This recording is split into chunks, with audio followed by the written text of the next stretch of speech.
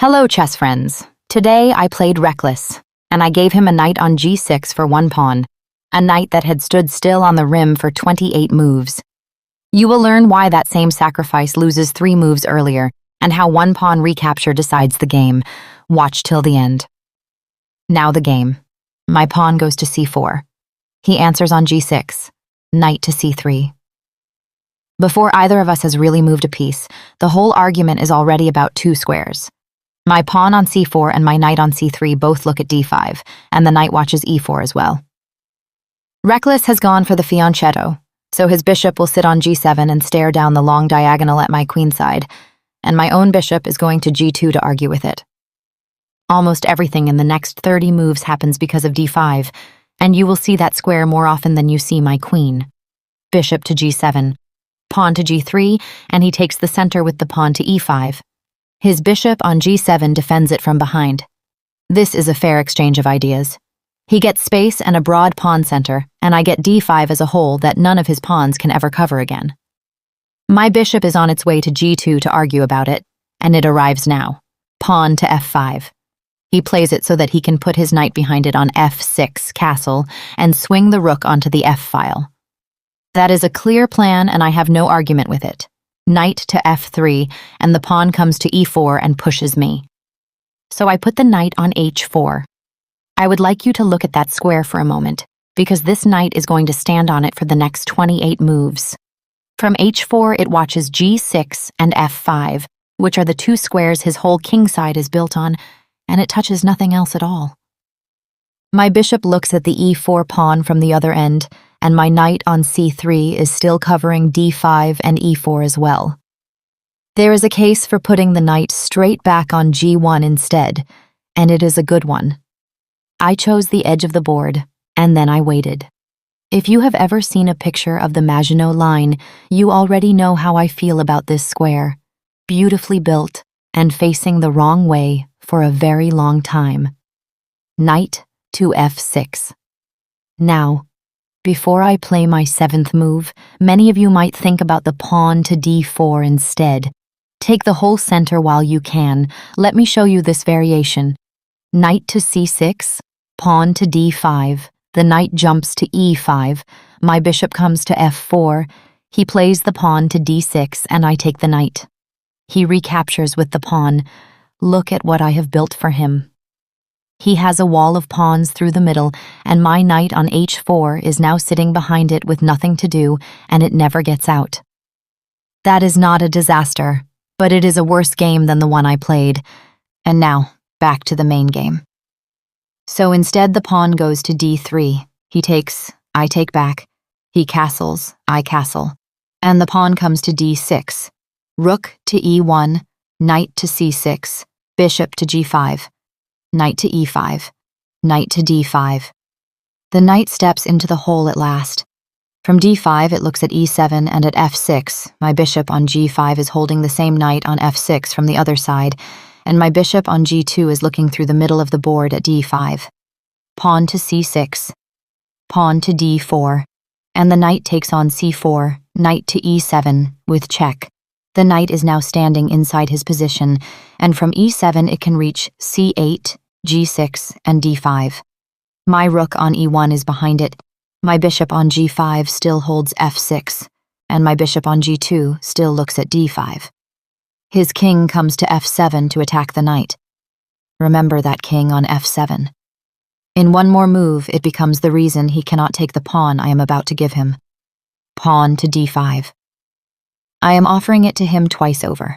His pawn on c6 can take it, and his knight on f6 can take it, and I am defending it once, with the bishop on g2. My knight on h4 is still watching g6, and my bishop on g5 still holds his knight on f6. Pause the video and work out why neither capture works. 3, 2, 1. Newton could count the attackers here and still get it wrong because arithmetic does not see a check. Many of you would simply take it. Count the attackers, count the defenders, take the free pawn. Let me show you this variation. Pawn takes d5, and my bishop takes back with check. That is the whole point, and it is his own king on f7 that causes it. A check is not a move he can answer with a recapture. so he never gets the second bite. And here, many might think about taking with the knight instead. Let me show you this too. My queen takes on d5, again with check. The king steps to e8. My knight takes the bishop on c8 with check. His king walks to d7. My queen takes on b7 with check. He blocks with the queen on c7, and my rook comes to e7. The queen on c7 is pinned, the king cannot move, and it is over. Back in the main line, his king goes to e8. I take the knight on c4. He plays the knight to e4. I take the bishop on c8. The rook takes back, and my bishop checks from b5. His king cannot go back to f7 because my queen stands on d5 and looks straight at g8. So the rook has to come to c6 and block. I am nearly 9 pawns ahead and simply a piece up. His knight hits my bishop on g5. His bishop looks at my pawn on b2. His rook can run down the c-file. His queen eyes b6. And none of it matters, because the rook on c6 is tied to the check, and there is no version of this where he wins the piece back. And now, back to the main game. So he does not take. The pawn goes to c5 instead. Rook to c1, knight to b6, rook to c2, bishop to d7, pawn to b4. This opens a second front while my rook waits on the c-file. My pawn attacks c5. My rook looks down the file at the same square. My knight on h4 is still watching g6, and my bishop still holds f6. Reckless is being asked a question on each wing now. He takes on b4, queen to c1. I have given the pawn away on purpose, because now the c-file is open and my queen and rook are doubled on it. Rook to e8, rook to e2, rook to c8, queen to d2, and his knight comes to c4 and attacks my queen. Now you have a decision to make, and it is the one I got right. Many of you might think about moving her, and taking the free pawn on b4 while you do it looks like the best of both. Let me show you this variation. The refutation is a quiet one, and those are the moves worth remembering, because he does not check me and he does not take anything. His rook simply steps to c5. My queen takes on b7. His queen comes to b6. I trade queens. The knight takes back, my bishop drops to f4, his rook comes to c4, and my bishop retreats to f3. I am worse by more than a pawn, and my queen is perfectly safe and completely irrelevant. The knight on e7 has nowhere to go. My own pawn covers a 6. My knight cannot reach c6 without being taken. My bishop on f4 stares at a pawn I can never win, and his rook on c4 is the piece running the position. Saving her cost me more than losing her. And now, back to the main game. So I do not move her. My knight takes the rook on c8. Watch this knight rather than the queen. Napoleon lost at Waterloo by watching the wrong wing, and you are about to do the same thing if your eyes follow my queen. From c8 it can take on d6 or, on a 7, my rook is looking all the way up the e-file at his other rook, and his queen on d8 is attacked. It takes on c8, then on d6, then on e8. 3 captures in 3 moves, which is more work than it managed in the previous 28. And my queen comes off the board behind it. It ends the way every Terminator ends, taken and only after the job is finished. He has 2 captures here and only one of them is right. Many might think about taking my rook on e2 first and collecting the queen afterwards. Keep both, why choose? Let me show you this variation too, because he does get both, and it does not save him. My queen takes back, he takes my knight on c8, and now my queen comes to a 7 with check. King to g8, my bishop takes the knight on f6, his bishop has to come back to f8 to stop the mate. My queen steps to e2, and he pushes the pawn to a 5. I am nearly 5 pawns ahead, and look at what he actually won. He has his rook, and he took my knight as well, so the material is close to level. What he gave up is the knight on f6 and every dark square around his king. My bishop sits on f6, his own bishop is boxed in on g7 square, his knight can only jump to d2, his queen is stuck defending along the 5th, and his bishop on d7 has 1 diagonal left. He kept the material and he lost the game. And now, back to the main game. So instead, his knight takes my queen. My knight takes on d6 with check, and that is the second meal. From d6, it hits the rook on e8 and f5, and my rook is still looking up the e-file. His king steps to f8. I have 3 captures waiting in front of me now. Only one of them wins the game, and the other 2 throw it away. Take a moment and see whether you can pick the right one before I play it.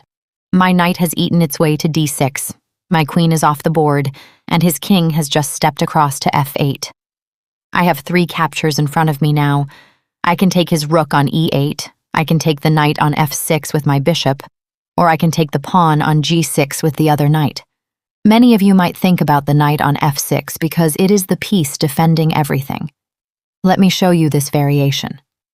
The move that punishes it is not a recapture at all. And here many might think about simply taking my bishop back with the queen. It has just captured a knight, and it is sitting there, and the queen is the natural piece to take with. Let me show you this one too, because it is over in 2 moves. My rook takes on e8 with check, he recaptures with the bishop, and the second rook comes to the same square, and that is checkmate. His rook on e8 was the only thing holding it, and now nothing can take mine. His king never moved, because it never had anywhere to move to. My knight on 6 covers f7 and c8, and his queen and bishop are both looking the wrong way.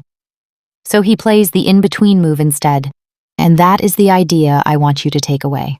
Sherlock would call it the detail everybody steps over on the way to the obvious answer. Rook takes e2. He takes my rook first, with tempo, and only then deals with what I have done. My bishop takes on g7 with check. The king takes back. I take the rook, his queen comes to c7. I have to spend a move on h3. His queen takes my knight on d6, and I take the knight on d2. I am 4 pawns worse, and I had 1 in hand a moment ago. He has queen and bishop against my rook, bishop and knight. His passed pawn on b4 is running. My rook has to sit on the back rank. My knight is on the rim again with nothing to do. My bishop has 1 square, and my own passed pawn is going nowhere. The in-between move is what turned it, and now, back to the main game. So I take the rook. From here, I have 1 pawn, 1 plan, and a knight that has still not moved since move 6. Keep your eye on that knight, because it is the whole story. His knight comes to a 4. I take it with the bishop, and his bishop takes my knight on e8. Bishop back to f3, his bishop to f7, my rook to d1, he plays the pawn to h6, my bishop steps to e3, and his knight comes to d7. Pawn to d6, bishop to f6. My bishop takes on b7, and from here, the passed pawn on d6 is the whole game. The bishop looks all the way to a8. My rook on d1 is behind the pawn, my other bishop hits h6, and my knight on h4 is still watching g6. Everything I do from now on is either pushing that pawn or taking away the piece that stops it, so keep your eye on d6. Pawn to f4, bishop to d4. This is the first of 3 quiet moves, and every one of them exists so that a single sacrifice will work 3 moves from now. Houdini spent more of his life on the locks than on the escape, and you are watching the locks. His bishop on f6 is the piece that guards g6 from a distance, so I offer to trade it off. My other bishop is heading for d5. My rook wants e6, and my knight is still looking at g6. You are allowed to ask why I do not simply take on g6 right now. I measured it. Played here, 1 move too early, that knight goes for a pawn, and I end up worse by a pawn and a half instead of better by nearly 2, because his bishop still covers the square and my rook cannot reach a 4 yet. He takes my bishop. I take back with the rook, and that is the second preparation. The rook is now on the 4th rank. He takes on g3. I take back with the h-pawn. That looks like nothing at all, and it is the move that decides the game. My rook can now swing along the 4th rank to f4 because the f-file is open and my own pawn is not standing in it. Taking with the f-pawn instead would have closed that road, and the road is the whole idea. Newton did not need a bigger apple, and I do not need a bigger move than this one. My bishop still wants d5, my rook still wants e6, and my knight is still on g6 duty. His queen goes to b6. Now look carefully. Pause the video. Can you find the move? 3, 2, 1. Knight takes g6 with check. 28 moves after it arrived, the knight moves for the second time and the last time, and it gives itself up for a single pawn. I am not winning material here. I am buying 3 open roads at once. The rook swings to f4, the bishop comes to d5, the second rook lifts to e6, and the knight itself covers e7 on the way out. Suddenly his king has nowhere in the world to stand. 28 moves of standing still, 1 capture, and then taken. That was the entire career of this knight, and I would ask it to do the same thing again. The Trojan horse also did nothing at all for a very long time, and you remember what it did on the last day. His bishop takes it. Rook to f4 with check.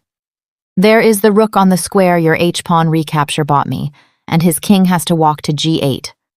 My bishop is coming to d5 and my rook to e6. King to g8. Bishop to d5 with check. King to h8. Rook to e6. Both rooks are now pointing at a king whose only company is a bishop, and you can count his defenders on one hand. This one hits g6, the other covers f7. The e-file is mine all the way to e8, and my bishop holds the long diagonal into c6. Reckless has a knight on d7 and a queen out on the queen side, and neither of them gets back in time. If you have ever watched the Titanic turn, you know how this feels for him. Queen to c5, bishop to c4, bishop to h5, bishop to b3. Queen checks on c1, king to h2, queen back to c5, bishop to a4, bishop to f7, rook to e7. The rook takes the 7th rank, and every piece I own is aimed at the 2 squares his last defenders stand on. This rook hits f7, the other one hits f7 as well. My pawn covers c7, and my bishop watches d7 all the way from a4. Queen checks on h5, king to g2, knight to e5, bishop to b3, and he trades it off. I take back towards the center, and from here it is an endgame, so I will stop talking and let you watch it finish. King to g8, pawn to d7. The pawn reaches d7, knight to c6, rook to e8 with check. Check first, so the king cannot watch the pawn. King to g7, pawn to d8, a queen. The knight has to take her. The knight takes her. Rook takes back. Queen to b5, rook to d4, 2 rooks on the 4th. Now the b-pawn falls. Queen checks on c6, king to h2, queen to c2, rook to d7 with check, king to f6, rook to f4 with check, king to g6. Rook takes a 7. The last pawn goes. Queen takes b3, rook to b7, queen to c2, rook takes b4, queen to c5, rook to d4, queen to c6, rook to d8, queen to c5, rook to d7, queen to c2, rook to f7, queen to d1, rook to f6 with check, king to g5, rook to f8. Rooks cut the king off on 2 lines. Pawn to h5, rook to e6, queen to d7, rook to f6, queen to d1, pawn to f3, queen to a1, rook checks on g6, king to f5, pawn to g4, with check. The g-pawn starts running. He takes. I take back with check, king to f4, rook checks on f6, king to e4, rook to f2, queen checks on h8, king to g2, queen to h4, rook to f5, king to d4, rook checks on d6, king to c3, rook to f4, queen to e1, rook to f6, queen checks on e2, king to h3, queen to e8, rook to f5, queen checks on h8, king to g3, queen to h1, pawn to g5, king to b2.